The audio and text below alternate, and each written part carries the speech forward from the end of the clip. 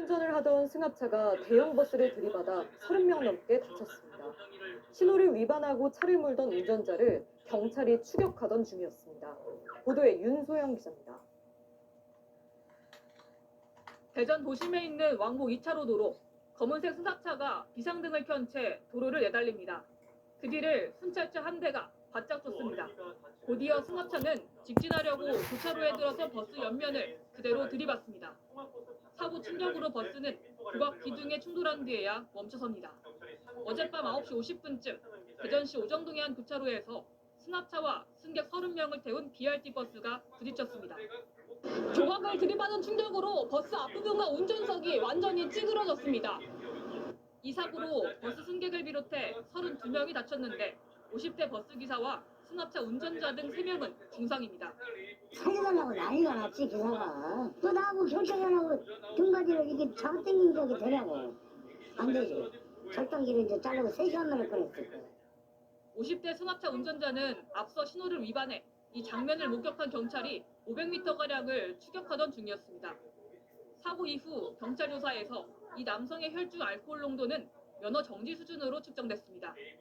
인주단속을 다 끝내고 보고서 작성 때문에 경찰서로 들어오는 과정에서 피의자 차량이 신호를 위반을 하고 좌회전을 해가지고 경찰은 승합차 운전자를 음주운전과 업무상 과실치상 등의 혐의로 입건해 자세한 사고 경위를 조사하고 있습니다. MBC 뉴스 윤소영입니다.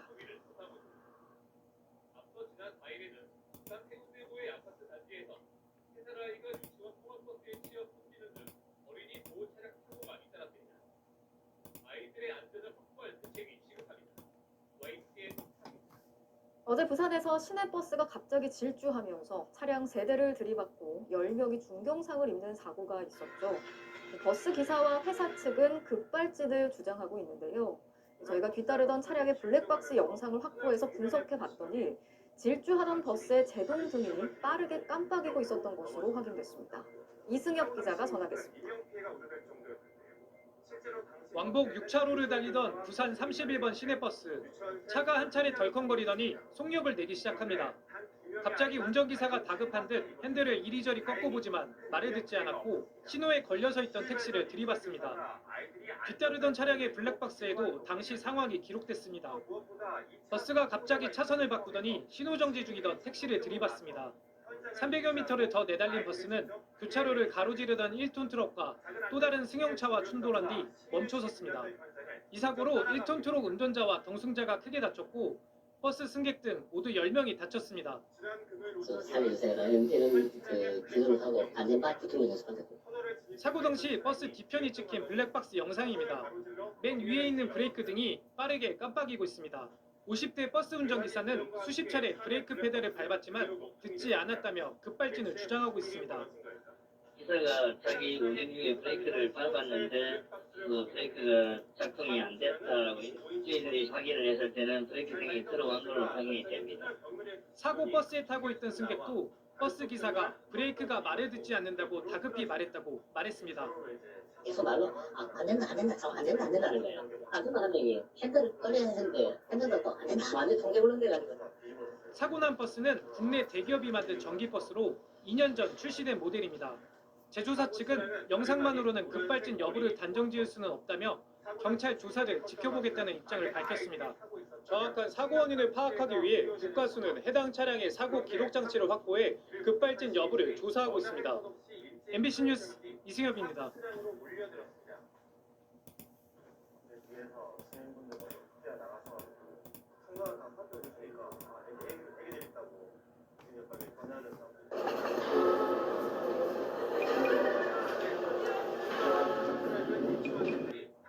두 번째 키워드 보겠습니다. 여기 보시죠.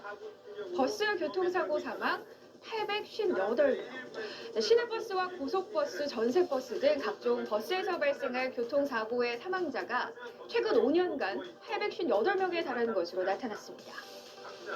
도로 위를 달리는 버스, 시민의 발로 불릴 만큼 참 편리한 교통수단이지만 사고가 났다 하면 큰 인명피해로 이어지는 경우가 많은데요. 지난 2014년부터 18년까지 발생한 버스 교통사고 41,262건을 분석했더니 사망자 수는 858명, 부상자 수는 68,234명이었다고 합니다. 사망자 수를 지역별로 보면 경기도가 250명, 서울이 177명으로 서울 경기 지역의 버스 사고 사망자 수가 전체의 절반 가까이 차지했다는데요. 그 뒤로는 경남, 인천, 전북 등의 순을 보였다고 합니다. 교통사고 100건당 사망자 수를 뜻하는 치사율은 고속버스가 4.1명으로 가장 높았고요. 전세버스 3.2명, 시외버스 3.1명, 시내버스 1.7명 등의 순이었다고 합니다. 아무래도 고속버스 치사율이 가장 높네요. 네, 좀 대책이 필요해 보입니다. 대구에서는 빗길에 고속버스가 미끄러지면서 10m 아래로 추락하는 사고가 발생했습니다. 한 명이 숨지고 18명이 다쳤습니다. 윤태호 기자입니다. 고속버스가 고속도로 경사면에 뒤집혀 있습니다. 고속도로에서 가드레일을 뚫고 10m 아래로 추락하면서 뒤집힌 겁니다. 사고는 오늘 오후 3시 55분쯤 경부고속도로 부산 방향 동대구 분기점 진입 구간에서 발생했습니다. 버스길에 타타타타가 되어서 봐봐. 한 바퀴 굴러가서 저래 대부분 비닐이 어서고 비 안 맞도록 뒤로 가가지고. 버스에는 운전기사 외에 승객 19명이 타고 있었습니다. 20대 여성으로 추정되는 승객 1명이 숨지고 18명이 중경상을 입었습니다. 포항을 출발해 대구로 오던 고속버스는 동대구 분기점을 진입하다가 미끄러지면서 사고가 난 것으로 보입니다. 진입 구간은 우측으로 굽은 도로였습니다. 예? 미끄러졌어요. 커브길이에요.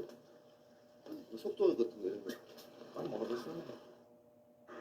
운전기사와 부상자 대부분은 사고 직후 스스로 탈출했는데 다행히 경사면이 물기를 가득 머금은 흙이어서 충격이 덜했던 것으로 보입니다.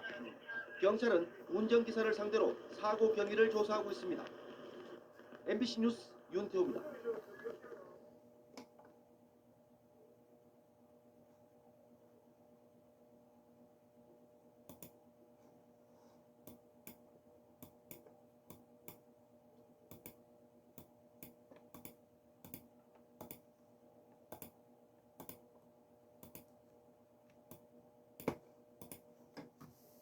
어제 저녁 서울 금천구에서 자전거를 타던 초등학생이 마을버스에 치여 숨졌습니다.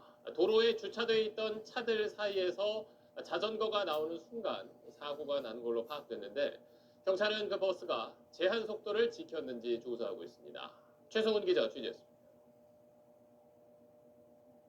편도 1차선 도로 위에 마을버스가 멈춰서 있고 뒤에는 소방 차량이 있습니다. 소방대원들은 버스 아래에 깔린 사람을 구조합니다.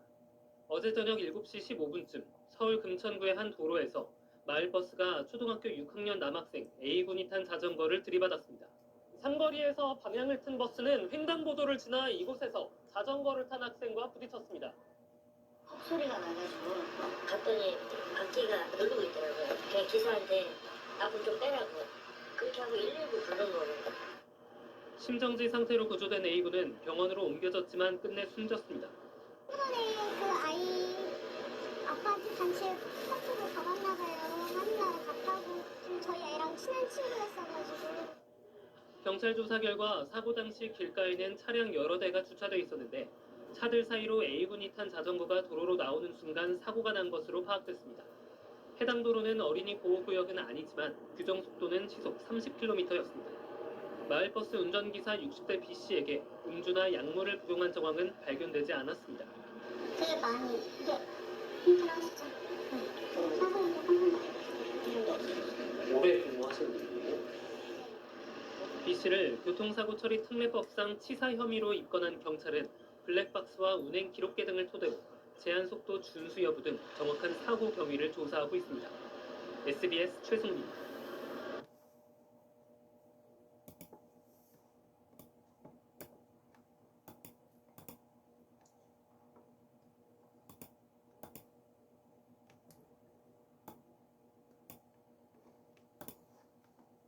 지금까지 아이유 베개 사셨던 분들 정말 죄송합니다. 드디어 베개 커버 무료로 드리겠습니다. 2024 전북 완주의 고속도로 터널 안에서 고속버스를 포함해 차량 6대가 잇따라 부딪히는 사고가 있었습니다. 국회에선 예식장과 기자실이 위치한 소통관에서 불이 나 수백 명이 대피하는 소동이 빚어졌습니다. 손기준 기자가 전하겠습니다.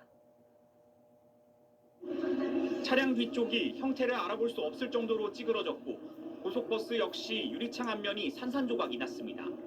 오늘 오후 1시 20분쯤 전북 완주군 새만금 포항고속도로 소양 1터널 안에서 차량 6대가 연쇄적으로 부딪히는 사고가 났습니다.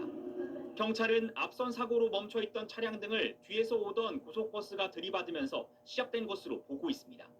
이 사고로 승용차 운전자였던 40대 남성이 무릎을 다치는 등 2명이 병원으로 옮겨져 치료를 받고 있습니다. 또 20분 전쯤엔 비슷한 지점의 반대편 차로에서 차량 8대가 추돌하는 사고가 나서 한때 양방향 모두 정체를 빚었습니다. 창문 사이로 검은 연기와 빨간 불길이 솟구칩니다. 오늘 낮 2시 20분쯤 인천 연수구의 한 아파트 4층에서 불이 나 40여 분 만에 꺼졌습니다. 불을 피해 옥상으로 대피했던 주민 2명도 소방당국에 의해 구조됐고 인명피해는 없었습니다. 경찰과 소방당국은 화재 원인을 조사하고 있습니다. 오늘 오전 11시 50분쯤엔 국회의사당 소통관 내 1층 공조실에서 불이 나 1시간여 만에 꺼졌습니다. 소통관엔 예식장과 국회 기자실이 있는데 당시 결혼식에 참석했던 하객과 출근했던 기자와 직원 등 480명이 급히 대피했습니다. 또 6명이 연기를 들이마셔 현장에서 치료를 받았습니다. SBS 송규준입니다.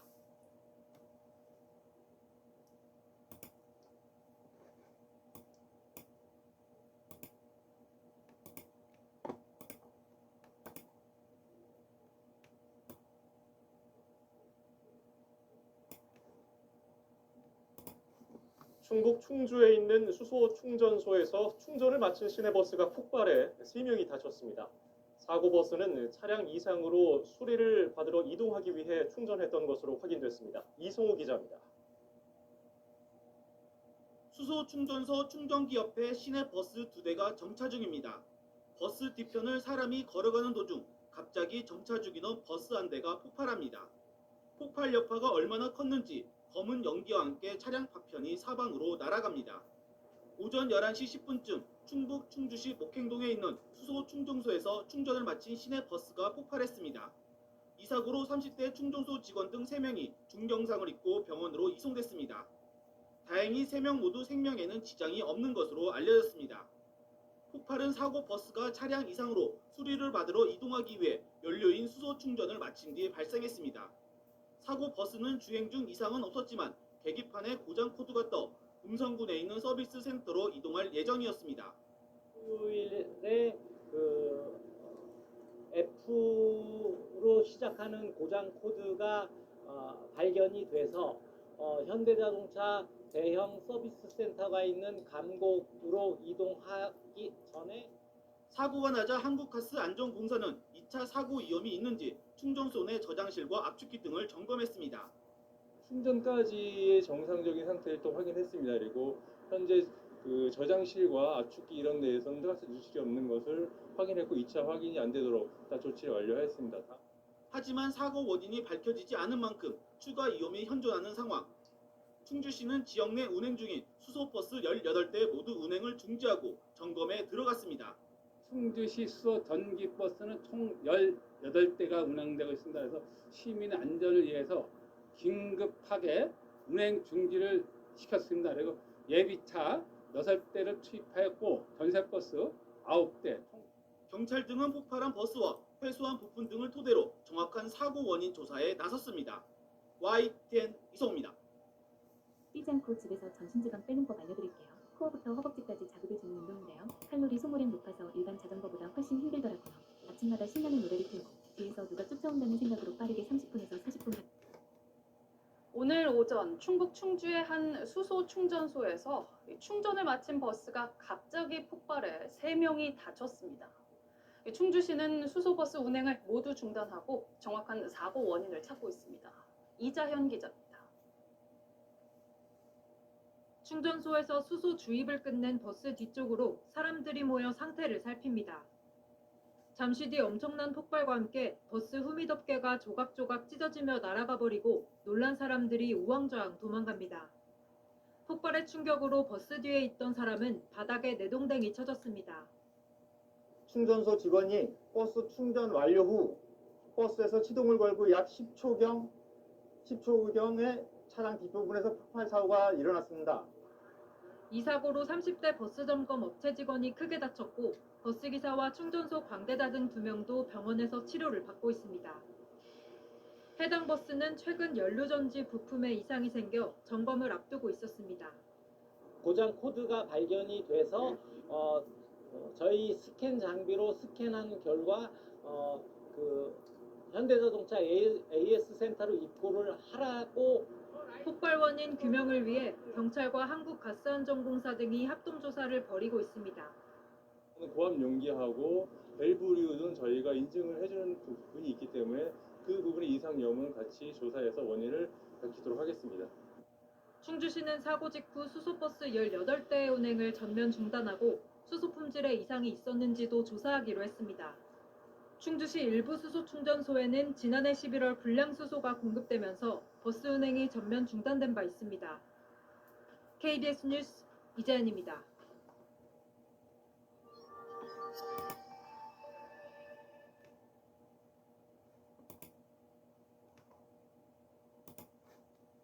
충북 충주에서 충전을 마친 수소버스가 폭발해 3명이 다쳤습니다. 이틀 전부터 부품이 고장나 있던 상태였는데요. 충주시는 원인이 밝혀질 때까지 모든 수소버스의 운행을 중단시켰습니다. 김다루 기자입니다. 충북 충주시의 수소 충전소. 사람들이 충전이 끝난 버스 뒤편의 보닛을 열고 내부를 살핍니다. 갑자기 버스 뒤에서 검은 연기와 함께 폭발이 일어납니다. 폭발 충격에 파편이 사방으로 날아갑니다. 주위에 있던 사람들은 놀라 달아납니다. 버스 충전 완료 후 버스에서 시동을 걸고 약 10초경에 차량 뒷부분에서 폭발 사고가 일어났습니다. 이 폭발로 30대 충전소 직원이 크게 다쳤고 버스 기사 등 2명도 가벼운 부상을 입어 병원으로 옮겨졌습니다. 폭발한 수소버스는 지난 2022년 8월 출고됐는데 이틀 전부터 수소 연료전지의 핵심 부품인 스택에 이상이 있다는 신호가 떴습니다. 폭발은 부품 수리를 받으러 장거리 이동하기 위해 완충을 하자 일어났습니다. 제일 중요한 부분이 보전압 배터리하고 스택인 부분이거든요. 그런데 그 스택 부분에서 문제가 발생된 거는 처음입니다. 네. 제조사는 폭발한 차량을 수거해 원인을 조사할 계획입니다. 충주시는 폭발 원인이 규명될 때까지 나머지 수소 시내버스 17대의 운행을 중단하기로 했습니다. 전국적으로 운행되고 있는 수소버스는 1000대가 넘는 것으로 추산되고 있습니다. TV조선 김다로입니다.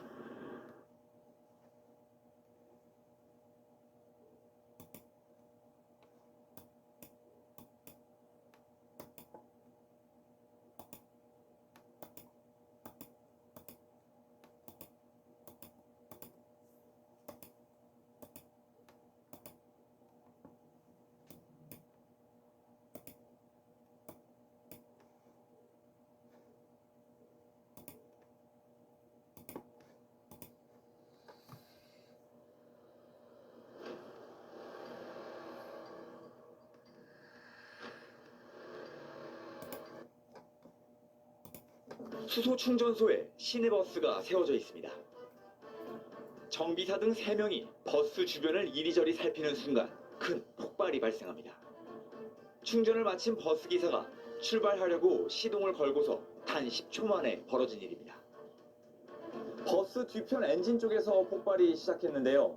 불이 나진 않았지만 가까이 있던 30대 충전소 직원이 얼굴에 파편을 맞아 크게 다쳤고 50대 버스 기사와 정비사도 이마와 목을 다쳤습니다. 사고가 난 버스는 최근 수소를 통해 전기를 만드는 핵심 장치인 스택에 이상이 생겨 충전을 마치고 점검하러 가던 길이었습니다. 토요일에 F로 시작하는 고장 코드가 발견이 돼서 대형 서비스 센터가 있는 감곡으로 이동하기 전에 경찰과 소방당국은 한국가스안전공사 충주시와 합동 조사를 통해 정확한 사고 원인을 파악하기로 했습니다. 지난 2013년 첫 수소 자동차 생산 이래 폭발 사고가 일어난 건 11년 만에 이번이 처음입니다.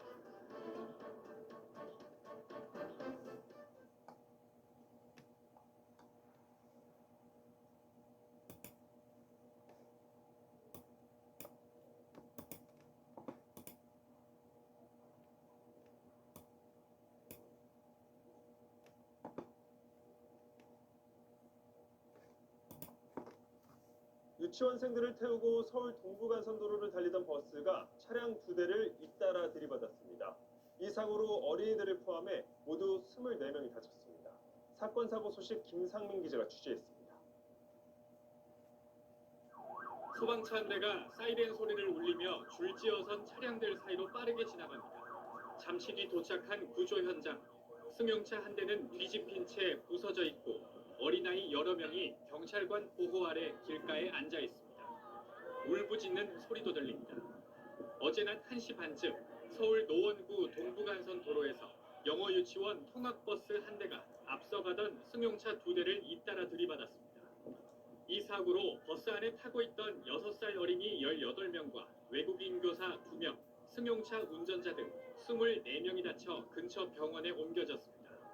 버스 기사는 사고 현장에서 제동 장치에 이상이 있었다는 취지로 말한 걸로 전해졌는데 경찰은 원인을 규명하기 위해 추가 조사가 필요하다는 입장입니다.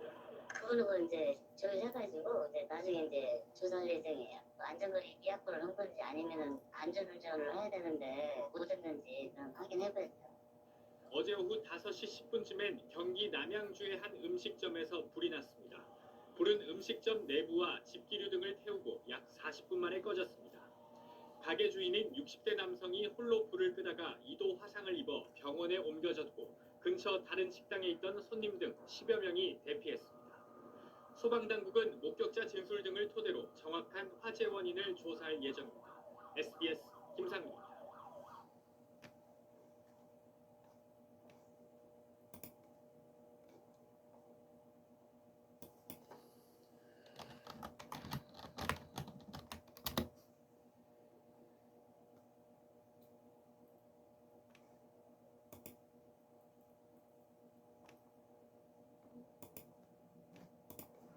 예순여섯 살 조모 씨가 사고를 당한 현장에서 경찰의 합동 감식이 진행됐습니다.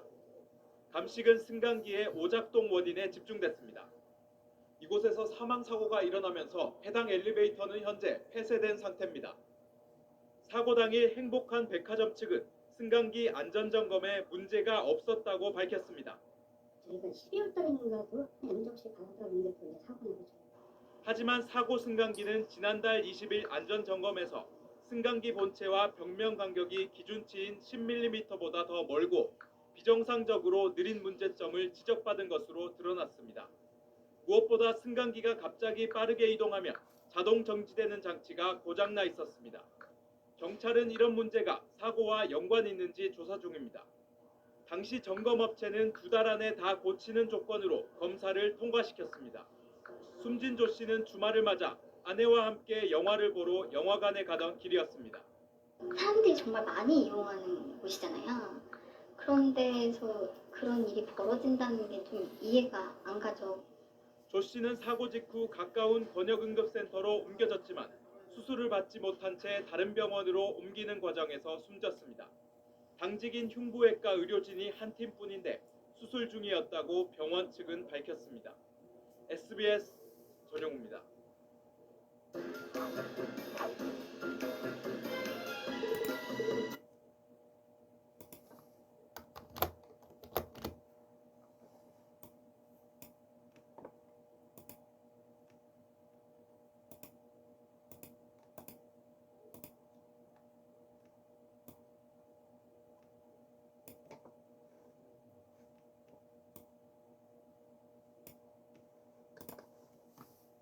경기도 과천에 있는 법무부 건물에서 엘리베이터 사고가 나 한 명이 중상을 입었습니다. 수기전길에서 자세한 내용 알아보겠습니다. 김대근 기자.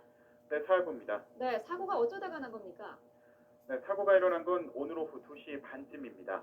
경기도 과천에 있는 법무부 건물에서 일어난 일인데요. 56살 김모 씨가 엘리베이터 보수 작업을 하다 사고를 당했습니다.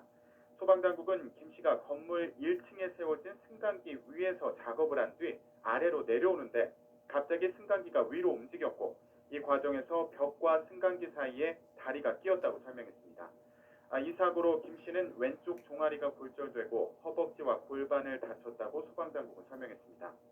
또 복부에도 충격이 간 것으로 보이는 등 중상을 입었다고 말했습니다.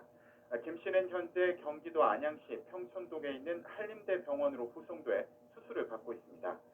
경찰은 현장에 출동해 승강기가 갑자기 움직인 이유 등 사고 경위를 조사하고 있습니다. 지금까지 사회부에서 YTN 김대근입니다.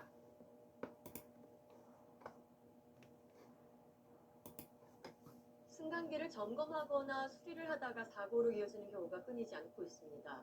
전남 목포에서는 혼자서 아파트 승강기를 수리하던 30대 남성이 숨진 채 발견됐습니다. 보도에 손준수 기자입니다. 20여 년 된 전남 목포시의 한 아파트.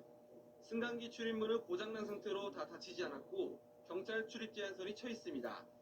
이 아파트 승강기 수리 작업을 하던 관리업체 직원 39살 안모 씨가 승강기와 벽체 사이에 끼어 숨졌습니다. 이른 아침 승강기 고장 신고를 받고 혼자 현장에 출동해 수리하다 이 같은 변을 당했습니다. 사고가 난 승강기는 평소 고장이 잦았던 것으로 알려졌습니다. 생각이 내가 보면 많이 안 같아요. 한 20일. 지난 3월 경남 창원에서도 혼자 승강기를 수리하던 40대 남성이 추락해 숨지는 등 승강기 점검이나 수리 과정에 안전사고가 잇따르고 있습니다. 2인 1조로 근무하도록 돼 있지만 일선 현장에서는 제대로 지켜지지 않고 있습니다. 처벌할 규정은 있지만 승강기 관리업체가 대부분 영세업체라 인력이 부족하기 때문입니다. 사실은 이제 원청도 이런 부분을 하청한테 명문화해서 계약 조건에 달아야 되는데 그런 부분에 대해서 원청도 일정한 도의적인 책임이 있고요. 경찰은 폐쇄로 화면 등을 토대로 정확한 사고 경위를 확인하는 한편 승강기 관리업체 등을 상대로 안전규칙 준수 여부 등을 조사할 예정입니다. KBS 뉴스 손주수입니다.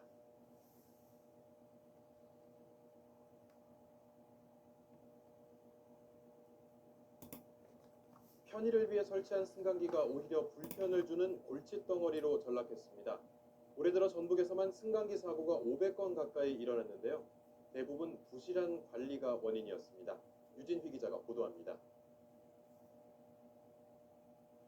승강기 앞에서 119 구조대원들이 분주하게 움직입니다. 추락사고로 멈춘 승강기 문을 열기 위해서입니다.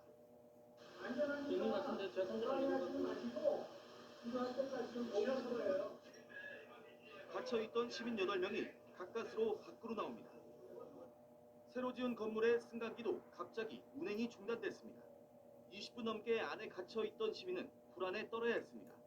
신축 건물이라서 엘리베이터 시스템상에 약간의 문제가 있었던 걸로 판단은 되는데 안에 갇히신 분 꺼내는 게 우선이니까. 최근 승강기 설치가 늘면서 덩달아 사고와 고장도 끊이지 않고 있습니다. 올해 들어 전북 소방본부에 접수된 승강기 사고 고장 신고는 모두 472건으로 365명이 구조됐습니다. 최근 3년 동안 한 해 100건씩 급증하고 있습니다. 행정안전부는 건축주가 비용 부담 등을 이유로 부실한 유지관리 업체를 선정하다 보니 전문적인 관리가 이루어지지 않는 것으로 보고 있습니다. 이 때문에 승강기 점검을 제대로 하지 않거나 중고 부품을 사용하는 경우도 적지 않습니다. 공공기관 같은 경우는 예산을 책정을 해서 사후 관리하는 데 용이하긴 한데 다중이용 시설 같은 경우는 예산상의 문제가 크다 보니까 자칫 인명피해로 이어질 수 있는 승강기 사고를 줄이려면 정부와 자치단체의 체계적인 관리 감독이 필요해 보입니다. KBS 뉴스 유진입니다.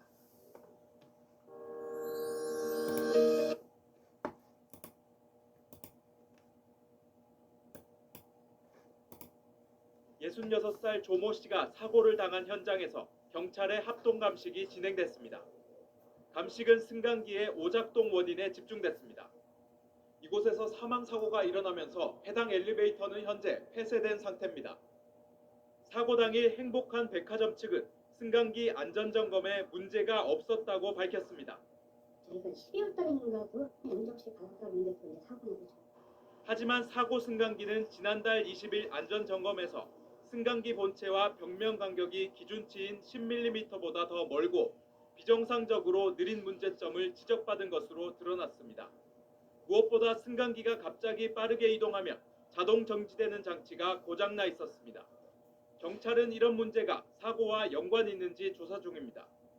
당시 점검업체는 2달 안에 다 고치는 조건으로 검사를 통과시켰습니다.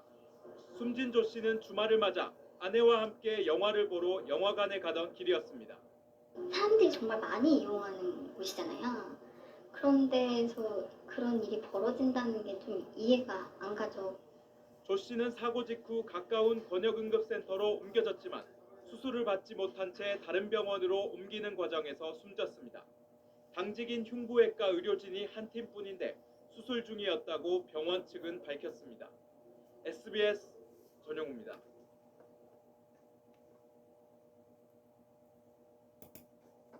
엘리베이터 문이 열리자 습관적으로 발을 내디뎠다가 아래로 떨어져 한 명이 숨지고 한 명이 다쳤습니다. 이 승강기가 도착하기 전에 문이 열린 건데 건물 관리인은 오작동이 아니라 억지로 문을 열어 사고가 났다고 주장합니다. 하동원 기자입니다. 남성 3명이 엘리베이터로 향합니다. 문이 열리고 2명이 먼저 탑니다. 남아있던 일행이 놀라 멈춰서더니 황급히 뛰어나갑니다. 이러지는 소리가 확 나면서 사람들과 엄청 시끄럽게 나더라고요. 비명 소리도 났고. 어제 오전 2시 30분쯤 경남 창원의 한 상가 1층에서 30살 윤모 씨 등 2명이 엘리베이터 문 5m 아래 지하로 떨어졌습니다. 이 사고로 윤 씨가 숨지고 박모 씨는 다쳤습니다. 윤 씨 일행은 대학 동창들과 함께 술을 마신 뒤 잠을 자려고 숙소에 왔다 변을 당했습니다. 박 씨 일행은 경찰 조사에서 엘리베이터 문이 자동으로 열렸다고 진술했습니다. 문이 열리자 습관적으로 발을 디뎠다고 주장했습니다. 건물 관리인은 숨진 윤 씨 일행이 술에 취해 엘리베이터 문을 강제로 열어 사고가 났다고 주장했습니다. 우리 지하철이 여기 열 사람 문을 닫아 같이 발을 든다라는 거는 순간 문을 열기 위해서. 경찰은 엘리베이터 오작동과 과실 여부를 밝히기 위해 국과수의 감식을 의뢰했습니다. TV조선 하동훈입니다.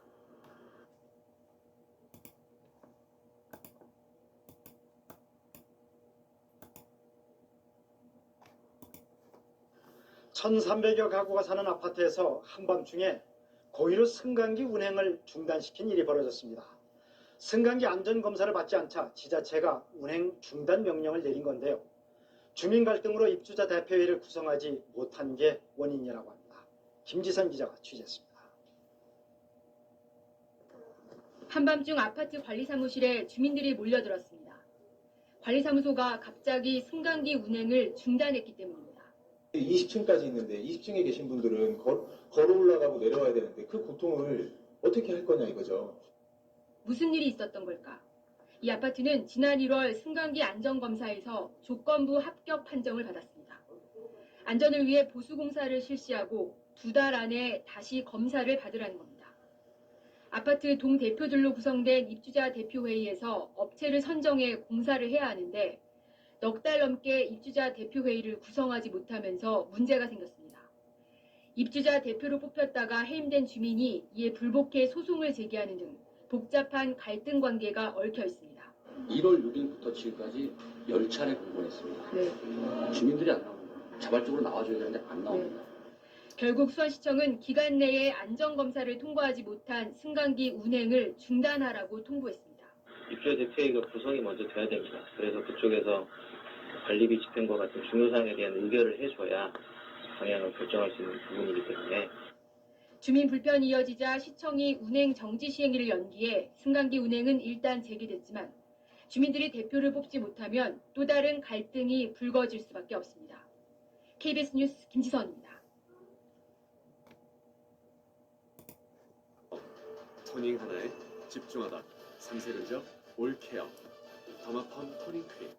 네, 부산의 한 대규모 아파트 단지가 승강기 운행 금지 명령을 받아 주민들이 큰 불편을 겪게 됐습니다. 10년 가까이 안전장치를 설치하지 않았기 때문인데요. 당장 주민 수천 명이 최고 24층 아파트를 걸어 다녀야 할지도 모르는 상황이 됐습니다. 강혜슬 기자입니다. 13개 동 880가구가 살고 있는 부산의 한 아파트. 아파트 현관마다 승강기 운행 중단을 알리는 안내문이 붙어 있습니다. 갑작스런 승강기 운행 금지 소식에 주민들은 황당하기만 합니다. 나만 사람 댕기죠. 뭐 어쩔 말 없었어요. 아무 말도 없었어요. 몰라서. 관련 법에 따라 어린이 손끼임 방지 등 7개의 안전장치가 의무적으로 설치돼야 하지만 지켜지지 않은 겁니다. 승강기 안전공단이 2011년 첫 안전검사 이후 3차례나 유예기간을 줬지만 아파트 관리사무소 측은 이를 계속 무시해왔습니다. 최종적으로 지금 계속 이게 해드릴 수 있는 부분까지는 다 했는데도 불구하고 조치가 안 돼가지고 그렇게 부탁이 났습니다. 어제 오전 10시부터 승강기 운행이 중단돼야 하지만 관리사무소 측은 주민들의 불편을 핑계 삼아 운행을 강행했습니다. 관할구청은 해당 아파트를 고발할 예정입니다. 운행을 해야 되는데 노약자분들이 많다 보니까 실제로 이제 휠체어 타신 분들, 어린이들 임산부들이 이제 좀 있어요. 그래서 올해까지 안전장치 설치를 마쳐야 하는 승강기는 전국 26,100여 대로 추정됩니다. 특히 이 가운데 설치 유예 기간이 임박한 승강기들이 많아 운행 금지를 둘러싼 갈등이 전국으로 확산할 가능성도 제기됩니다. KBS 뉴스 강예슬입니다.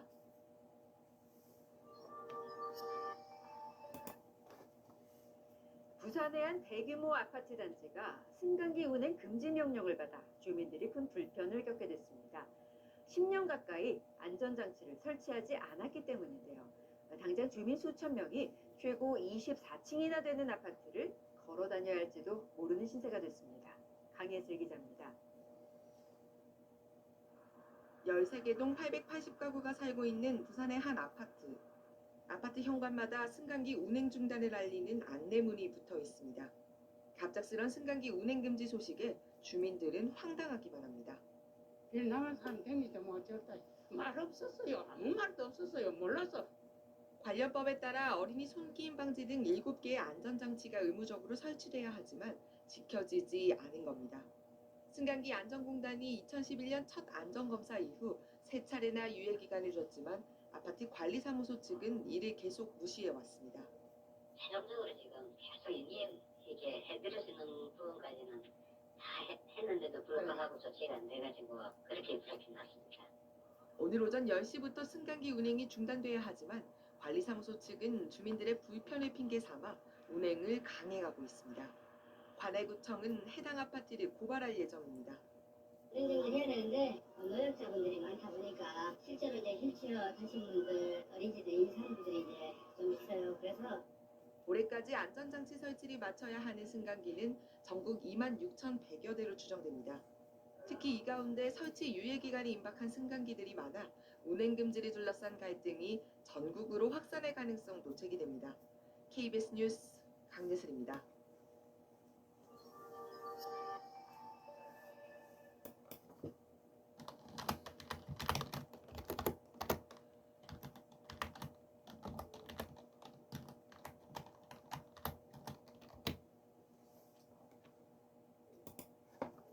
네, 지난달 말 부산 광안리 해수욕장 근처의 공중 화장실에 간 고등학생이 정화조에서 새어나온 유독가스를 마시고 쓰러져서 아직도 지금 깨어나지 못하고 있습니다. 그런데 이 사고가 나기 전부터 민원이 계속 있었다고 합니다. 근처 상인들과 주민들이 이 가스 냄새 때문에 여러 차례 대피를 했던 것으로 드러났습니다. 구석찬 기자입니다. 지난달 29일 친구와 함께 광안리 회센터 지하 공중 화장실을 찾은 19살 백모 양. 친구는 가까스로 목숨을 건졌지만 백양은 17일째 혼수 상태입니다. 정화조에서 새어나온 기준치 100배의 황화수소는 뇌와 장기도 망가뜨렸습니다. 사고는 충분히 막을 수 있었습니다. 회센터 건물에서 20m 정도 떨어진 이 어패류 시장 상인들과 일대 주민들은 사고 전 이미 이상 징후가 있었다고 말합니다. 2달 전부터였습니다. 하루에 두세 번씩 냄새가 나면 사람이 못 맡을지는 우리는 도망가고 그러는데 관할구청에 민원도 넣었지만 소용이 없었습니다.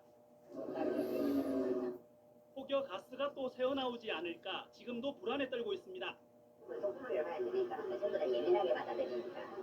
구청은 사고 이후 화장실을 폐쇄해 더 이상 문제가 없다는 입장입니다. 다만 예산을 들여 정화조 관로와 배기구 등을 정비하겠다고 밝혔습니다. 경찰은 설비와 운영에 결함이 있었던 것으로 보고 담당 공무원을 불러 조사하는 등 수사에 속도를 내고 있습니다. JTBC 구석찬입니다.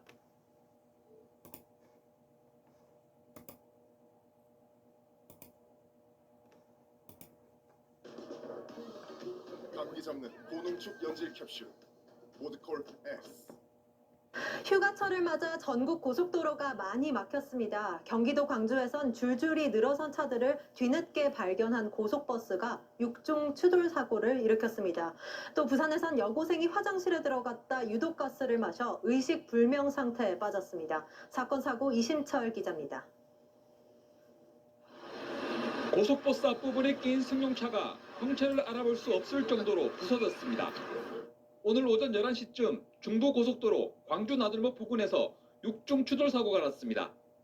1차로를 달리던 45인승 고속버스가 앞서가던 49살 김모 씨의 승용차를 들이받았습니다.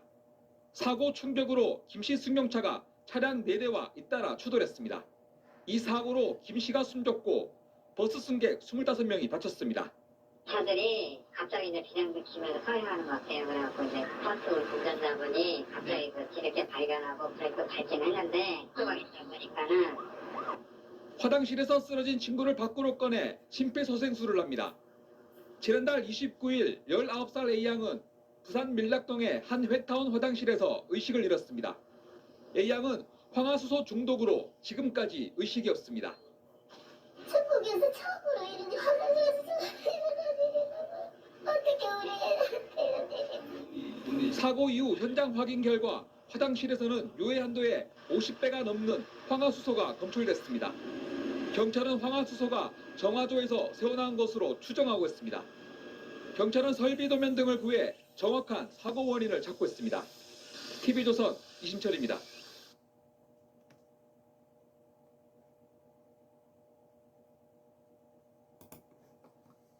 요즘 부산에서 음주 차량에 치일 뻔했던 버스 기사를 구한 여고생이 화제입니다. 네, 위험이 눈앞에 닥치면 어른들도 구경만 하는 것이 요즘 세태인데요. 무엇이 이 학생을 움직이게 했던 걸까요? 차근호 기자가 만나봤습니다. 음주운전 차량에 치일 뻔한 버스 기사를 구하며 화제의 인물로 떠오른 빨간 가방 여고생.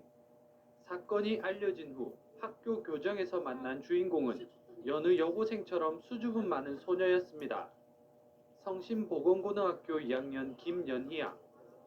사건을 회상하던 그녀는 무서운 생각이 들었지만 불의를 보고 지나칠 수는 없었다고 말했습니다. 도로 한복판에서 실랑이를 벌이고 계신 거예요. 근데 이제 가보니까 뭔가 상황이 너무 불안하길래 겁은 많은데 제가 좀 그런 거 못 보고 지나가는 성격이라서 이제 저도 모르게 뛰쳐나가게 된 것 같아요. 아버지 나이대의 버스 기사가 공경에 처한 것을 두고 볼 수만은 없었다는 겁니다. 평소 겁이 많은데도 용기 있는 행동을 했다는 사실이 알려지면서 주위에서 아낌없는 박수와 격려가 쏟아졌습니다. 예, 어려운 환경 속에서도 밝고 다른 이제 친구들과 잘 지내고요. 맡은 임무가 있으면은 책임지고 그 임무를 잘 완수하려는 그런 성격을 가지고 있습니다. 칭찬 세례에 우쭐할 만한데도 앞으로는 더 어려운 사람들을 돕겠다며 다부진 각오를 밝힙니다. 제 꿈은 간호사인데요. 이제 이번 일처럼 이렇게 어려운 사람 도와줬듯이 이제 커서도 간호사가 돼서 아프신 분들, 위암에 처하신 분들, 힘들고 외로우신 분들도 이제 감싸주고 이제 치료해주고 싶고요. 위험을 무릅쓴 한 여고생의 의젓한 모습이 우리를 돌아보게 하고 있습니다. 연합뉴스 차근호입니다.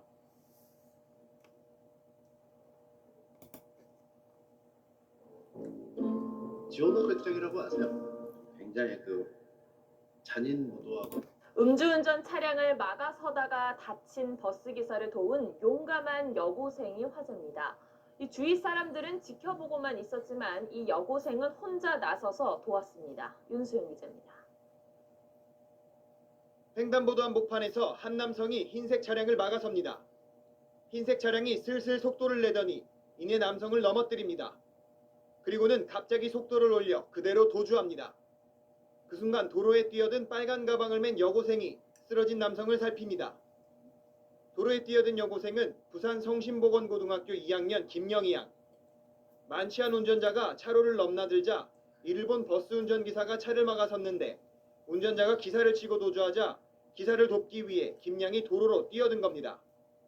주변에 차량들이 지나고 있어서 김양이 아니었다면 자칫 큰 사고로 이어질 뻔한 순간이었습니다. 김양은 도주하는 차량의 번호를 외워 주변 시민에게 신고를 요청한 것으로 전해집니다. 김양의 노력으로 운전자는 600m를 달아나다가 결국 경찰에 체포됐습니다. TV조선 윤수영입니다.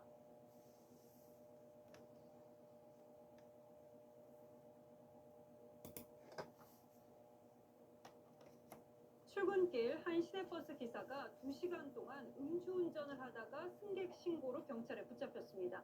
승객들이 낌새를 느낄 정도로 수상한 상황이었던 건데요. 하동훈 기자가 취재했습니다. 시내버스 한 대가 정류장에 멈췄습니다.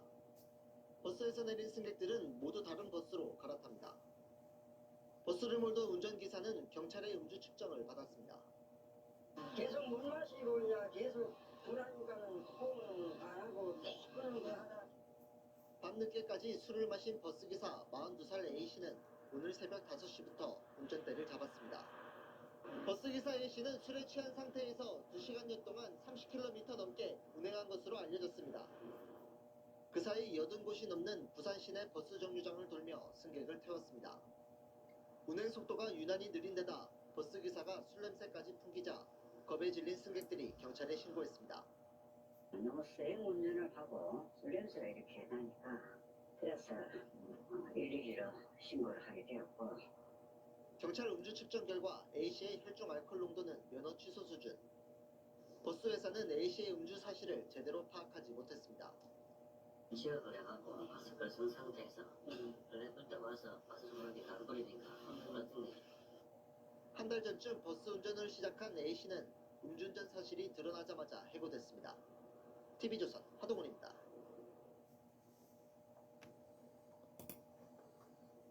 검문을 무시하고 도망가던 무면허 음주 운전자를 버스 2대가 가로막아서 붙잡았습니다. 경찰의 경고 방송을 들은 버스기사들이 위험을 무릅썼습니다. 구석찬 기자입니다. 음주 단속 경찰관이 경광봉을 흔듭니다. 하지만 차량은 멈추지 않고 그대로 달립니다. 급히 추격을 시작한 경찰. 무전으로 상황실에 공조를 요청합니다. 천안동 삼복도로 쪽입니다. 차적 조회해가지고. 달아나던 차량은 중앙선을 넘나들며 위험한 상황을 연출합니다. 앞쪽에서 주행하는 버스가 보이자 경찰은 경고방송으로 도움을 청합니다. 앞에 버스 좀 세워주세요. 써주세요. 버스 좀 써주세요. 반대편에서 오던 버스까지 함께 길을 막으면서 도주 차량은 갇혔습니다.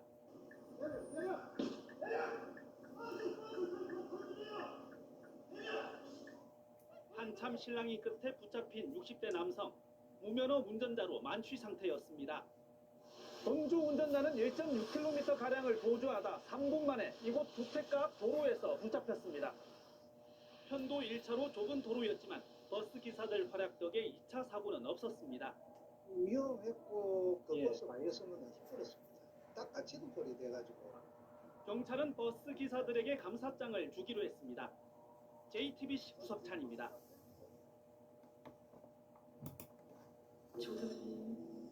요즘 초딩 공부 뭐야?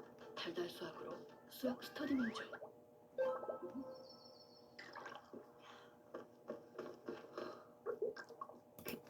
술에 취한 채로 출근길 시내버스를 몰던 운전기사가 경찰에 붙잡혔습니다. 운전도 이상하게 하고 술 냄새도 나서 승객이 112에 신고한 건데요. 버스기사들은 출발하기 전 음주 여부를 확인받도록 돼 있는데 어떻게 술 냄새가 나는데도 운전대를 잡을 수 있던 걸까요? 구석찬 기자입니다. 시내버스 한 대가 느릿느릿 멈춰 섭니다. 뒤따라온 경찰관들이 버스 쪽으로 걸어갑니다. 승객들의 표정에선 불안한 기색이 역력합니다. 차가 저형 운전을 하고 술 냄새가 이렇게 나니까 112로 신고를 하게 되었고 음주 측정 결과 40대 버스 기사는 면허 취소 수준의 만취 상태였습니다. 계속 물 마시고 이제 계속 불안가는 호응 안 하고 끄는 거 하다. 버스기사 A씨는 출동한 경찰에 붙잡힐 때까지 2시간 동안 약 30km 구간을 운행한 것으로 드러났습니다. 출근길 공포에 떨던 승객 12명은 급히 다른 버스로 갈아타야 했습니다. 해당 버스는 다른 기사가 와서 차고지로 옮겼습니다. A씨는 버스 회사에 들어온 지 한 달도 채 안 된 신입 기사였습니다. 회사 측은 각종 안전교육은 했지만 코로나19 감염 문제로 운행 전 음주 측정은 제대로 못했다고 털어놨습니다. 기사가 좀 늦게 나와가지고 부랴부랴 움직이는 방향에서 정확한 확인이 안 된 것 같아요. 요즘 마스크 끼고 일을 하니까. 회사 측은 이번 일에 대해 사과한다고 밝힌 뒤 규정에 따라 A씨를 해고하기로 했습니다. 경찰은 A씨를 상대로 음주 경위를 조사 중입니다. JTBC 구석찬입니다.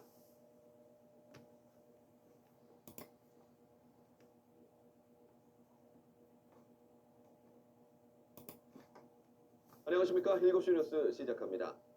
시민의 생명과 안전을 최우선으로 해야 할 시내버스 운전기사가 음주운전을 하다 적발됐습니다. 해당 버스 운전기사는 회사에서 시행하는 운행 전 음주 측정도 하지 않은 것으로 조사됐습니다. 이형관 기자의 단독 보도입니다. 김해의 한 도심도로. 경찰 순찰차가 나타나더니 운행 중이던 시내버스를 멈춰 세웁니다.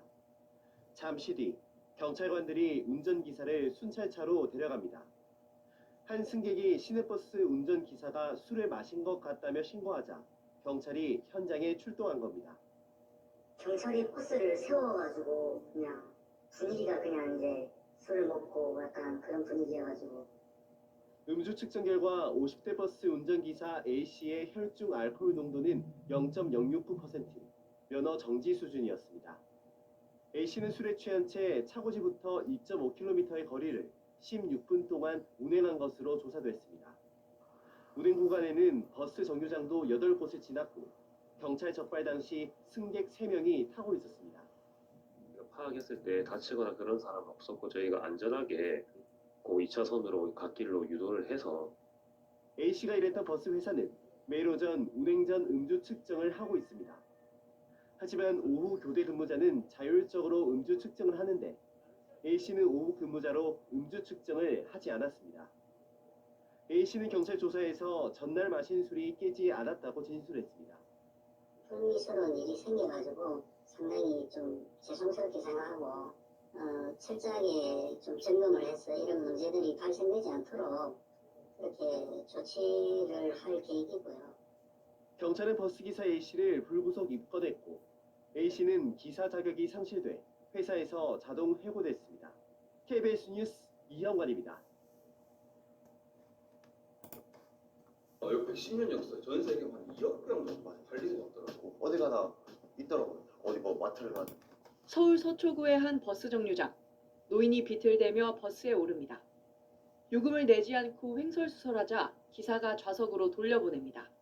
일단은 복장도 상당히 춥게 입으셨고 해서 좀 뭔가 좀 심상치 않다. 30분간 버스를 타고 간 이 노인은 올해 103세. 가족들이 신고를 해 경찰이 실종 문자를 발송한 사람이었습니다. 영하 11도의 한파 속에 10시간째 밖을 돌아다녔는데 다행히 버스기사의 신고로 집으로 돌아갈 수 있었습니다. 버스기사가 이상하게 여겨 행선지를 물었는데 노선에도 없는 공원을 이야기하자 곧바로 경찰에 신고한 겁니다. 버스기사는 정류장 앞에 버스를 세워 대기하다 출동한 경찰에 할아버지를 인계했습니다. 경찰이 오기까지 15분 정도 걸렸지만 버스에 타고 있던 승객들은 아무 불평 없이 기다려줬습니다. 횡설수설 하셔가지고 판단 자체를 좀 내 스스로 해야 되겠다 이런 생각이 들어서 마땅히 해야 될 일이었고 뭐 누구라도 그렇게 했을 거라고 생각을 합니다. 이 노인은 어제 새벽 5시 반쯤 서울 동대문구에 집을 나서 강남구, 성동구 등을 돌아다닌 것으로 밝혀졌습니다. 할아버지의 가족들은 버스기사에게 연락해 감사의 마음을 전달했습니다. KBS 뉴스 여소연입니다.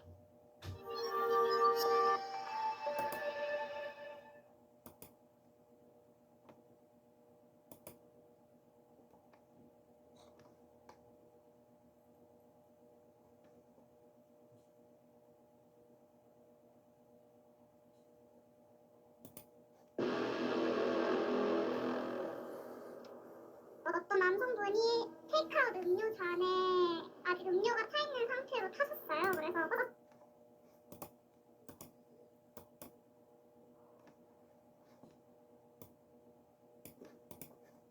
부산에 있는 한 조선소 화장실에서 유독가스를 마신 노동자 1명이 숨지고 1명이 중상을 입었습니다. 고용노동부 등 관계기관이 조사에 나섰는데 황화수소 질식으로 인한 사고로 보였습니다. 오태인 기자입니다. 부산에 있는 조선소 사무실 건물 1층 화장실. 입구에 출입을 막는 통제선이 쳐졌습니다. 노동자 2명이 의식을 잃고 쓰러진 채 발견됐기 때문입니다. 한 분은 좌변기에서 한 분은 화장실 입구 쪽에서 의식이 없는 상태로 발견되었습니다. 또한 대원이 외부로 옮긴 다음에 바로 CPR을 실시하였습니다. 50대 노동자는 병원으로 옮겼지만 끝내 숨졌고 20대 노동자는 치료를 받고 있습니다. 조선소 건물 1층 화장실에서는 단기간 허용 기준치를 훌쩍 넘는 250 ppm 황화수소 농도가 측정됐습니다. 황화수소는 심한 냄새가 나는 유독성 기체로 사람 몸에 치명적입니다. 정화조나 오수관에서도 화학작용으로 생길 수 있고 특히 여름철에 기온이 오르면 더 많이 생기는 것으로 알려졌습니다. 고용노동청과 경찰 등 관계기관은 황화수소 유입 경로 등 사고 경위 조사에 나섰습니다. 근로자가 질식에 의해서 이제 병원으로 이송되어 갔기 때문에 그 질식된 가스가 뭔지, 그다음에 어떤 경로로 해서 질식이 되었는지를 지금 현재 조사를 하고 있는 겁니다. 앞서 부산에서도 2018년 해수처리 업체에서 황화수소가 누출돼 노동자 3명이 숨졌습니다. 이듬해에는 광안리 해수욕장 인근 공중 화장실에서도 여고생이 누출된 황화수소 때문에 숨지는 사고가 났습니다. YTN 오태인입니다.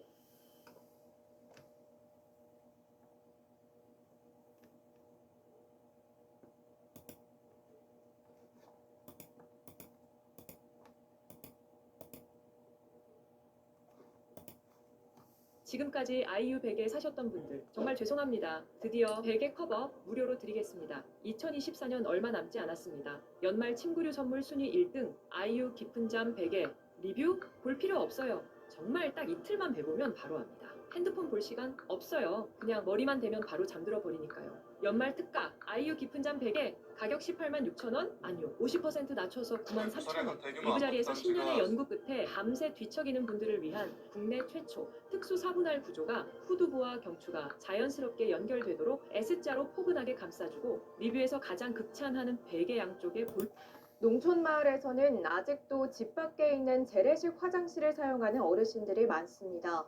겨울철이면 빙판에 미끄러지는 등 사고 위험도 큰데요. 한 복지재단이 재능 기부 형식으로 이런 화장실을 바꿔주는 사업을 하고 있는데 아직 손길이 필요한 곳이 많다고 합니다. 이승준 기자입니다. 비좁은 농촌주택에서 작업이 한창입니다. 마당을 파헤쳐 오수 관로를 묶고 다시 포장합니다.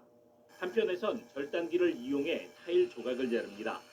창고로 사용하던 공간을 허물고 안방과 연결된 화장실을 만드는 중입니다. 이윽고 수세식 변기를 안치고 수평을 맞춰 고정 작업을 합니다. 사람 하나 겨우 들어갈 공간이지만 집 밖 재래식 화장실을 이용하던 할머니는 근심을 내려놓을 수 있습니다. 밤에 화장실 간다 나오다가 넘어져갖고 얼굴을 다 까가지고 밖에 일단 안 나가니까 좋고요. 너무 힘들었어요. 몸이 안 좋을 때는 밖에 나오는 게 정말 힘들어요. 다리가 불편해 집 밖 화장실을 사용하지 못했던 할머니도 걱정을 덜었습니다. 그동안 집안에서 이동식 변기를 사용해 다른 사람이 비워주던 불편도 줄고 환경도 나아질 것으로 기대합니다. 일을 하지 못하니까 또 교수들이 여기 가까우니까 거기서 걸어가고 일단 비 오니까 이성적으로 좋잖아요. 제천복지재단이 4년째 이어오고 있는 이 사업은 겨울철 재래식 화장실을 오가다 발생하는 빈번한 낙상 사고를 막기 위해 시작됐습니다. 훨씬 더 재래식 화장실 사용하시는 분들이 많다는 걸 알게 됐고요. 내 집에서 오래 건강하게 사실 수 있도록 하시는 게 가장 기대 효과라고 생각합니다. 올해 배정된 예산은 3천만 원이 전부, 사정이 급한 8가구만 대상입니다. 그나마 자원봉사가 있어 가능했습니다. 저희가 건축 분야, 전기 분야를 일을 하고 있어서 재료비만 받고 재능 기부를 하고 있습니다. 아직도 많은 어르신이 재래식 화장실을 사용하는 것으로 추정되지만 정확한 실태 파악은 이루어지지 않고 있습니다. 이번 사업은 적은 예산에도 지역 사회의 관심과 참여로 어르신들의 안전하고 따뜻한 겨울나기가 가능하다는 것을 보여주고 있습니다. MBC 뉴스 이승준입니다.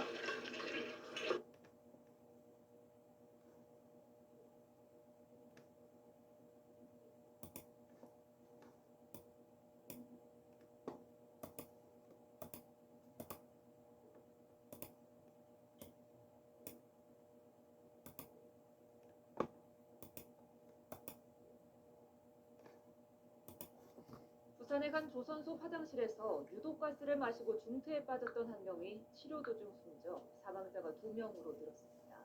경찰은 부검을 의뢰해 사망 원인부터 규명한 뒤 유독가스 발생 원인과 관리 소홀 여부 등을 따져볼 방침입니다. 이종원 기자입니다. 심정지 상태로 병원에 도착한 뒤 호흡이 돌아왔던 20대 노동자가 끝내 숨졌습니다. 조선소 화장실에서 쓰러진 채로 발견돼 병원으로 옮겨진 지 10시간 반 만입니다. 선박 전기설비 외주업체 직원들로 이미 숨진 40대 노동자를 포함해 관련 사망자는 2명으로 늘었습니다. 사고 당시 이들이 발견된 화장실에선 소방당국 측정 결과 마시기만 해도 질식을 일으킬 수 있는 황화수 농도가 250ppm이었습니다. 안전기준의 16배가 넘는 수치입니다. 한 분은 좌변기에서, 한 분은 화장실 입구 쪽에서 의식이 없는 상태로 발견되었습니다. 경찰은 숨진 2명의 부검을 의뢰해 정확한 사망 원인을 규명한 뒤 유독가스 발생 원인부터 수사한다는 방침입니다. 특히 산업재해 조사에 나선 고용노동부 산하 산업안전보건공단으로부터 유독가스 측정 결과도 넘겨받은 것으로 알려졌습니다. 사고가 난 화장실은 물론 조선소 주변 대로변에 있는 하수관로 등에 대한 측정치도 포함됐습니다. 가스 발생 원인에 따라 조선소 사업장은 물론 오수관로를 관리하는 부산환경공단이나 인허가 관리 책임이 있는 지자체 등으로 수사가 확대될 수도 있는 상황입니다. 이미 경찰은 주말이나 휴일이면 화장실에서 유독가스 냄새가 심해 관할구청에 여러 차례 신고했고 사고 발생 당일에도 냄새가 많이 났다는 진술도 확보한 것으로 파악됐습니다. 경찰은 유독가스 억류 관련 장치나 환기 장치 등의 설치 여부, 또 관리 소홀은 없었는지도 살펴볼 방침입니다. YTN 이종원입니다.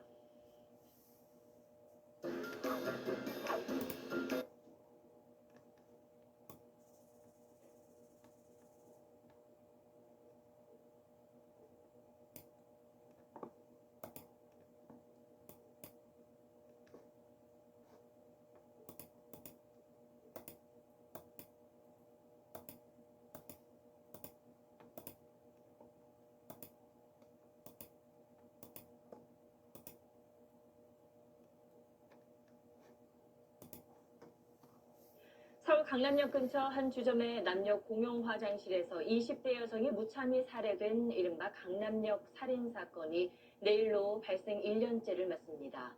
큰 충격과 함께 여성 혐오 논란이 일었고 남녀 공용 화장실 문제에 대한 각종 치안 대책이 잇따르기도 했죠. 범인은 징역 30년형을 선고받고 수감 중이지만 그동안 우리 사회는 얼마나 달라졌을까요? 김관진 기자가 돌아봤습니다. 1년 전 강남역 살인사건이 발생한 화장실입니다. 사건 당시엔 남녀 공용이었지만 지금은 남녀를 분리해놨습니다. 입구에는 CCTV가, 안에는 비상벨이 설치돼 구청으로부터 여성 안심 화장실 인증도 받았습니다. 근처 다른 화장실은 어떨까? 강남역 주변 번화가 골목을 돌아보니 화장실 20곳 가운데 6곳은 여전히 남녀 공용입니다. 사건 현장 맞은편 도로에 있는 한 남녀 공용 화장실입니다. 보시다시피 외부에는 CCTV가 설치되어 있지 않고 이 내부로 들어가 보시면 이 안에도 비상벨이 설치되어 있지 않은 상태입니다. 서울의 다른 번화가에서도 남녀 공용 화장실은 쉽게 눈에 띕니다. 대부분 조명이 어둡고 시설은 낡았습니다. 화장실 가기 무섭죠. 혼자서 화장실을 가지 말아야 되나? 뭐 그런 생각도 들고. 하지만 민간 건물의 경우 남녀 화장실을 분리해 설치하도록 강제할 법적 근거가 없는 상태입니다. 범죄 의도를 가진 남성들이 있다면 원천적으로 그 사람들의 접근을 막을 수 있는 그런 기제가 될 수 있습니다. 해결되지 않은 남녀 공용 화장실 문제, 여성들에겐 아직도 불안한 장소입니다. 김관진 기자, 강남역 살인 사건은 사건 자체도 참 충격적이었고 사회에 몰고 온 파장도 참 컸던 사건인 것 같아요. 네, 당시 피해 여성은 23살이었는데요. 일면식도 없는 남성이 휘두른 칼에 무참히 살해됐습니다. 여성에게 자꾸 무시를 당해 범죄를 저질렀다는 게 범죄 동기였는데 수사기관은 범인을 조현병 환자로 판단했지만 여성단체들은 이 사건을 여성 혐오 범죄로 규정했습니다. 여성들 사이에선 나도 언젠간 범죄의 피해자가 될 수 있다는 공포감이 확산하면서 정부와 지자체가 각종 여성 안전 대책을 앞다퉈 발표하기도 했었습니다. 네, 안전 대책도 확실히 하겠고 또 중요한 건 무엇보다 의식의 변화가 아닐까 싶은데요. 네, 김여사, 김치녀, 된장녀 같은 여성에 대한 편견을 담은 말들이 SNS에서 여전히 아무런 거리낌 없이 마구 사용되고 있습니다. 강남역 사건도 결국 범인에겐 여자가 감히 나를 무시했다는 감정이 깔려 있었는데 이런 성차별적 인식이 결국 살인으로 이어졌습니다. 우리 사회가 여성 혐오 범죄의 존재를 인정하고 성차별을 없애는 쪽으로 나아갈 때 제2, 제3의 강남역 사건을 막을 수 있다고 생각합니다. 네, 잘 들었습니다.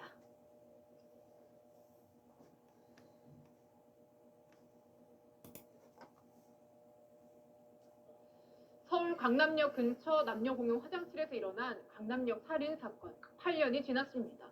공용 화장실이 지금은 얼마나 달라졌을까요? 김승희 기자가 다시 가봤습니다.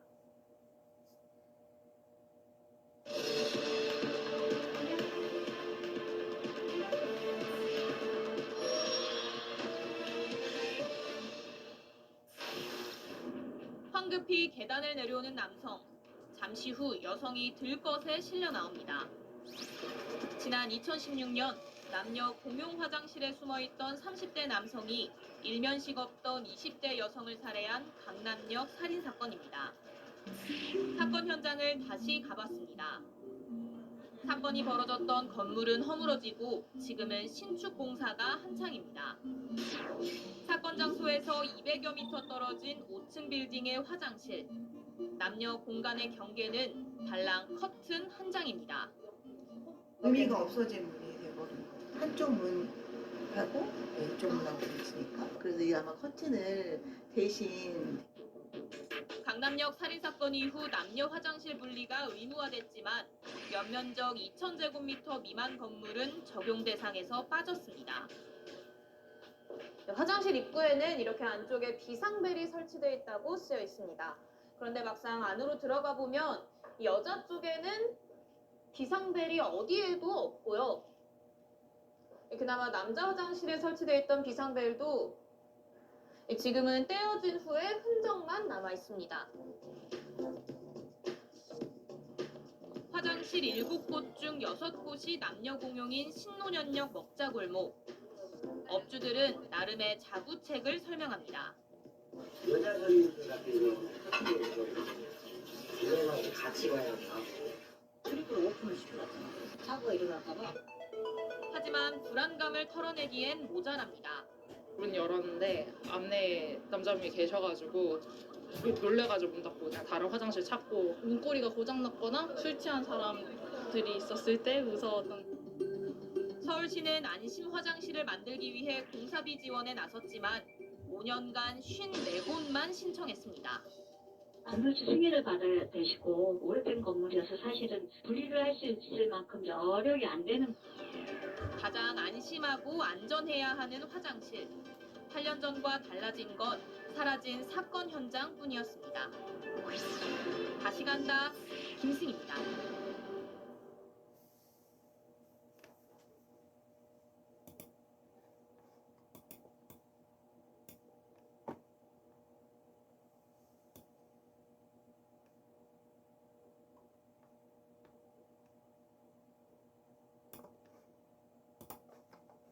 광안리 해수욕장의 한 공중 화장실에서 한 여고생이 유독가스에 질식해 중태에 빠지는 어처구니 없는 일이 뒤늦게 알려졌는데요. 평소 곳곳에 사고 위험이 도사리고 있었지만 관리 책임이 있는 해당 지자체는 수십 년 동안 제대로 된 안전 점검 한 번 하지 않았습니다. 송광모 기자가 보도합니다. 지난달 29일 새벽 광안리 해수욕장 인근 공중 화장실입니다. 19살 A양이 의식을 잃은 채 끌려 나옵니다. 허용치의 60배가 넘는 1000ppm의 황화수소에 노출됐던 것입니다. A양은 일주일 넘게 중환자실에서 의식을 찾지 못하고 있습니다. 식물인간 판정은 받은 상태고요. 애가 잘못될 수도 있다 해가지고 급하게 갔다가 오는 길입니다. 해당 화장실은 20여 년 전 수영구가 해변 앞 상가 건물 지하에 만든 시설. 사고 당시 오수 정화시설 가동 중 배기장치에 문제가 생겨 황화수소가 화장실 배수로로 유입된 것으로 추정됩니다. 사고가 난 이 공중 화장실은 이렇게 보시는 것처럼 사방은 밀폐되어 있고 천장에는 작은 환풍기 2개만 설치되어 있습니다. 환풍기 역시 구멍만 뚫어놓은 시설로 환기 효과는 거의 없습니다. 화장실 바로 옆에는 문제가 된 오수 정화 시설이 설치되어 있습니다. 이미 사고 위험에 노출되어 왔던 것입니다. 새벽에 하면 그대로 사람 그러네. 그래서 그 시합차가 낮에 우리는 1시간 늦게 가면 길 도로기네. 저 해직소 항의 왔어요. 수영구와 상가 측이 맺은 협약서에 따라 공중 화장실 유지 관리는 수영구무. 여기에는 화장실 청소, 시설 점검, 이용객 안전 관리 등이 포함됩니다. 그러나 공중 화장실이 설치된 1998년 이후 유독가스 유입과 같은 세부 안전 점검은 단 한 차례도 없었습니다. 점검하는 건 청소하고 뭐 그런 개념이지. 매뉴얼에 예를 들어서 가스를 점검해라 이런 매뉴얼은 전국에 없거든요. 수영구에 있는 공중 화장실은 모두 20개. 모두 기간제 관리자가 눈에 보이는 시설만 점검할 뿐입니다. 부산 전체 공중 화장실은 600여 개로 다른 지자체들 역시 상황은 비슷합니다. MBC 뉴스 송광무입니다.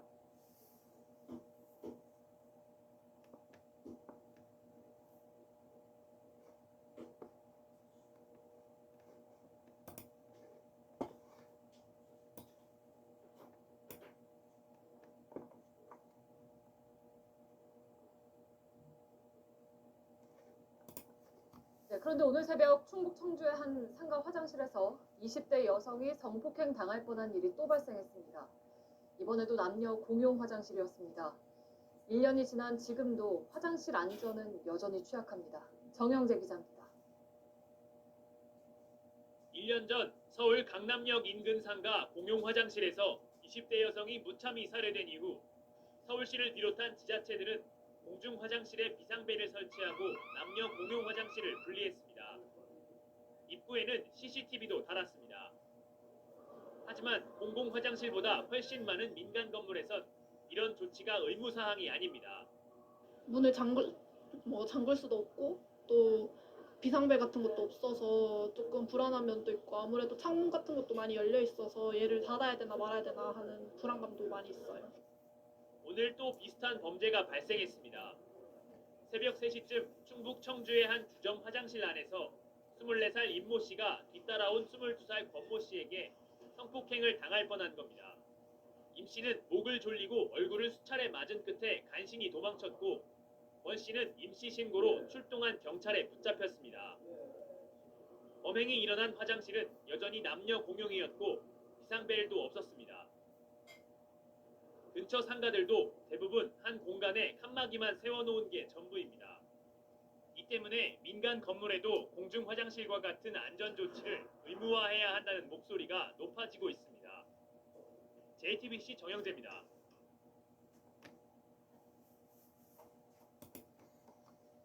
경기도 성남의 한 상가 화장실에서 30대 남성이 여성에게 몹쓸 짓을 하려다 경찰에 붙잡혔습니다.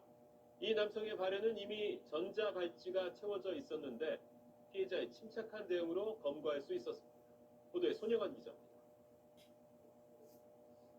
남녀 2명이 황급히 건물 밖으로 뛰쳐나가고 한 남성이 이들을 뒤쫓습니다. 술에 취한 듯 비틀거리는 남성.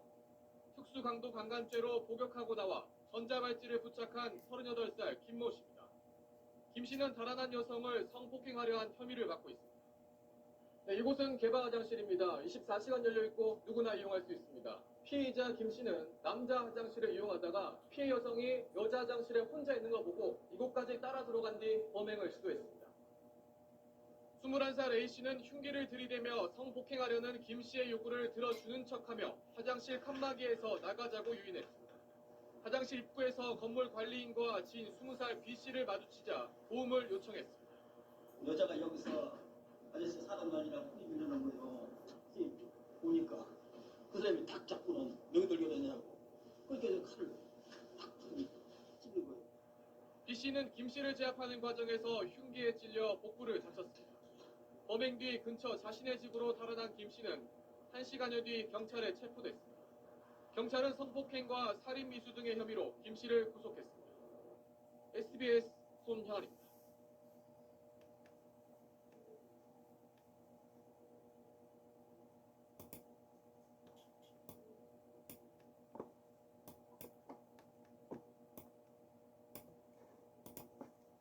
중요한 당신을 위한 기억력 감퇴 개선 약품. Think, Focus, Braining Capsule.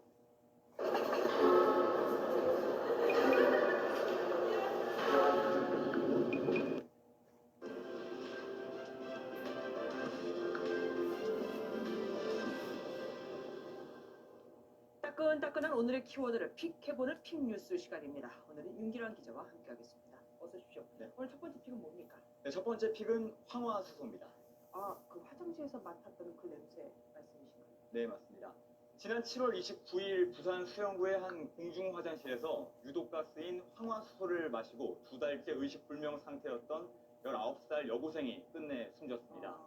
여고생이 입원했던 병원 측은 지난 27일 이 여고생이 황화수소 중독에 의한 무산소 뇌 손상으로 사망했다는 소견을 내놨습니다. 예, 그런데 이 황화수소가 뭐길래 그렇죠? 무슨 독가스 같은 겁니까? 네, 황화수소는 인화성과 독성을 가진 유해 화학 물질입니다. 달걀 썩은 냄새가 나는 게 특징인데요. 주로 대도시의 하수나 쓰레기장에서 유독물질이 부패하면서 발생합니다. 흡입을 하면 구토나 어지러움, 호흡곤란과 메스꺼움 등 증세를 보이고요. 심하면 호흡이 정지되거나 질식을 일으켜 사망에 이를 수가 있습니다. 그러니까 이 여고생은 그것을 맞고 뛰어나올 시간도 없이 그렇게 변을 당했다는 얘기인데 이게 왜 공중 화장실에 있었던 거죠? 이 경찰은 정화조에서 발생한 황화수소가 화장실 세면대 바닥 구멍을 통해 유입된 걸로 보고 있습니다. 해당 화장실은 회타운 건물에 있는데요. 매일 새벽 3시에서 4시 사이에 오수를 퍼올리는 작업을 했는데 배기장치 이상으로 제대로 처리되지 않은 걸로 보입니다.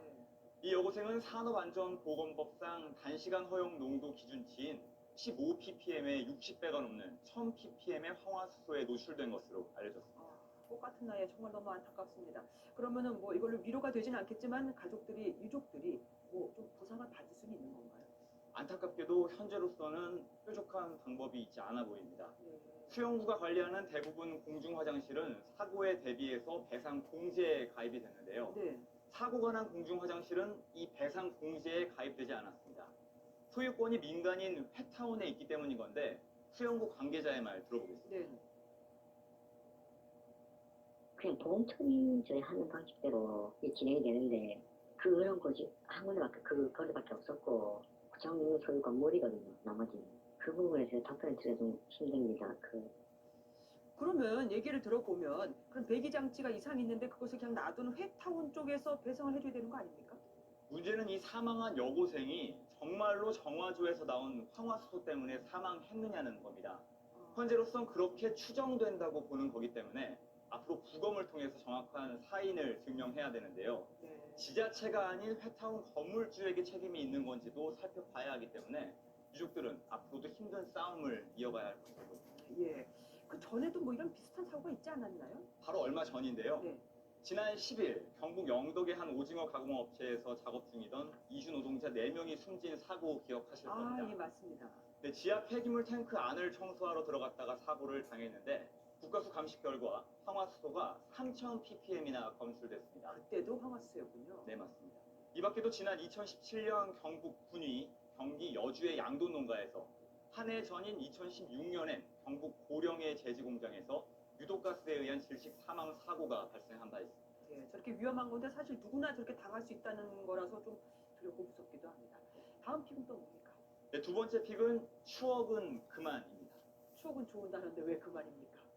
자, 살인의 추억 기억하시죠? 예. 앵커께서는 살인의 추억하면 가장 먼저 뭐가 떠오르시나요? 화성 연쇄 살인 사건. 네, 맞습니다. 최악의 미제 사건이었던 이 화성 연쇄살인 사건의 용의자가 30여 년 만에 특정되면서 경찰의 조사가 한창이지 않습니까? 30여 년 동안 아픔과 공포를 잊어왔던 화성 시민들이 살인의 추억을 그만해달라 이렇게 호소하고 있는 겁니다. 네, 하긴 좋은 단어도 많은데 하필이면 뭐 연쇄, 살인 이런 단어가 붙으니까 주민으로서는 달갑지 않겠어요. 네, 경찰이 용의자를 특정하고서부터 저도 당시 이춘재의 자택 부지부터 이 사건 발생한 마을 등 현장 곳곳을 다니면서 시민들을 참 많이 만나봤는데요. 용의자가 특정된 건 다행이다 이렇게 말하면서도 화성이라는 언급을 좀 그만했으면 좋겠다 그런 입장이었습니다. 화성 시민들의 말 들어볼까요? 화성시에면은 연쇄살인 사건은 사람보다 떠오르고 있는데 갑자기 또 이게 화성시가 나타나니까는 싫죠. 이 지역 이름이 또 안 좋지. 주민 입장에서 나쁜 사건이잖아요. 끔찍한 거 저거잖아. 그러니까 좋은 것도 아니고. 그런데 이 화성만 특정해서 이러는 건 아니잖아요. 이런 비슷한 뭐 강력 사건이 발생하면 항상 그 지역 그 특정된 지역 이름이 붙는데 그럼 그곳 주민들도 이렇게 뭐 항의를 해온 적이 있습니까? 네, 말씀하시는 것처럼 이 최근에 강력 사건을 생각을 해봐도 전 남편을 잔혹하게 살해한 고유정의 실명이 공개되기 전까지는 이 사건이 제주 전 남편 살해 사건으로 불렸었죠. 예. 그리고 지난해로 가볼까요? 경기도 과천의 한 놀이공원 근처에 시신을 유기한 사건이 있었죠. 그 사건도 과천 토막살인 사건으로 불렸습니다. 네. 제주에서는 관광 산업이 큰 타격을 받았다는 지역민의 호소가 이어졌고요. 뒤에 보시는 것처럼 과천시에서는 제발 지역명을 쓰지 말아달라는 항의 공문을 각 언론사에 보내기도 했습니다. 그럼 이렇게 지역명을 노출시키지 않을 수 있는 무슨 방법이 따로 있습니까? 결론부터 이야기하면은 뾰족한 방법이 없습니다. 어제 화성 연쇄살인 사건을 수사하는 경기 남부지방경찰청에서 출입기자들에게 한 통의 문자를 보냈는데요. 용의자 이 씨의 전 아내의 집에 일부 기자들이 찾아가는 등 사생활이 극도로 위협받는다 이런 항의가 접수됐다면서 취재를 자제해달라는 내용입니다. 이러한 사례들을 통해서 알 수 있듯이 결국 언론과 경찰 등 관련 기관에서 자체적으로 지역의 과도한 노출을 피하는 수밖에 방법이 없을 것 같습니다. 알 권리와 또 그것을 부담스러워하는 주민들의 또 사이에 또 알리는 것. 알겠습니다. 오늘 말씀 감사합니다. 회식 분위기가 타오를수록 내일 사장님 부